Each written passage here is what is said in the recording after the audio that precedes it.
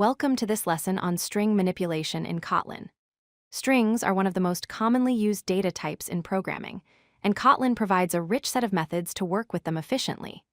In this video, you'll learn about the essential string operations that every Kotlin developer should master, including substring, replace, split, trim, and many other powerful methods that will make your string handling tasks much easier. Let's start with the substring method, which allows you to extract a portion of a string. There are two main ways to use it. First, you can provide just a starting index, and it will extract everything from that position to the end of the string. For example, if you have the text, hello world, and call substring with index 6, you'll get world. Second, you can specify both a start and end index to extract a specific range. Calling substring with 0 and 5 on hello world gives you hello.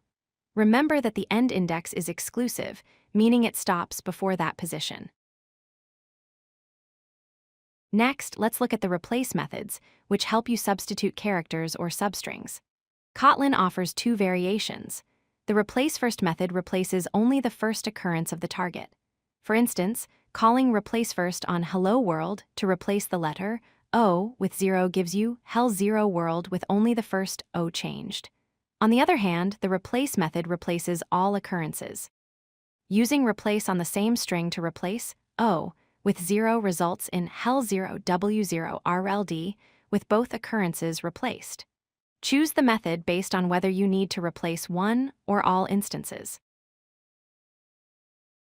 The split method is extremely useful for breaking a string into multiple parts based on a delimiter. When you have a string like apple, banana, cherry, and call split with a comma as the delimiter, it returns a list containing 3 separate elements: apple, banana, and cherry. You can also use the limit parameter to control how many splits occur. If you split the same string with a limit of 2, you get a list with just 2 elements: apple and banana, cherry. The second element contains everything after the first split. This is particularly useful when parsing data from files or user input. Trimming is essential for cleaning up strings by removing unwanted whitespace. The basic trim method removes spaces from both the beginning and end of a string. If you have hello world with spaces on both sides, calling trim gives you hello world with no extra spaces. You can also use trim start to remove only leading spaces, leaving trailing spaces intact, or trim end to remove only trailing spaces. Additionally, you can trim specific characters, not just whitespace.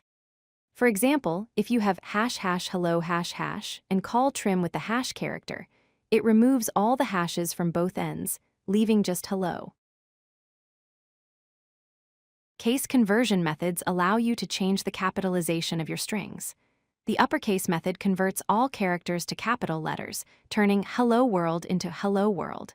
Conversely, lowercase converts everything to small letters, giving you hello world.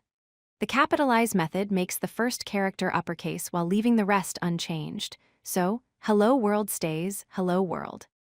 The decapitalize method does the opposite, converting only the first character to lowercase, resulting in hello world with a lowercase h. These methods are commonly used for formatting user input or preparing data for comparison. Kotlin provides several methods to search for content within strings and check for specific patterns. The contains method returns true if the string includes the specified substring, so hello world contains world returns true. The startsWith method checks if the string begins with a certain prefix, while endsWith checks if it ends with a suffix. Both return Boolean values. For finding exact positions, use indexOf to get the first occurrence of a character or substring.